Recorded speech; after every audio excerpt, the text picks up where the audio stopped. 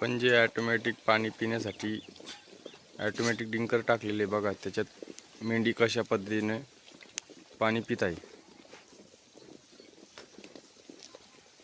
सवय लागल्यानंतर बरोबर त्या पाणी पितात। म्हणजे हिला घेऊन फक्त 2च दिवस झाले। सोमवारी घेतली ती, आज बुधवारी, 2 दिवसामध्येच ती त्याच्यात पाणी पिण्यास शिकली।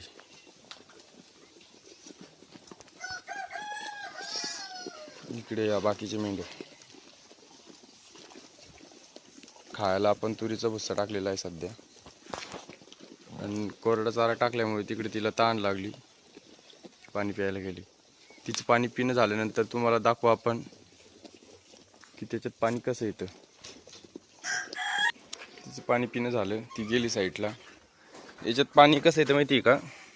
जेव्हा मेंढी येते तेव्हा आल्यानंतर असं इथं तोंड लावती, तोंड लावलं बघ खाली पाणी येण्यास सुरू होतं।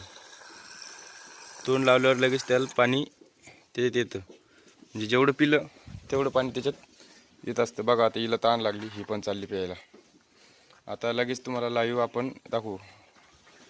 तिने थोडंच पिलं आणि तिनं पाणी पिलं असतं पोट भरतं, तुम्हाला लगेच लक्षात आलं असतं। आणि चांगलं आहे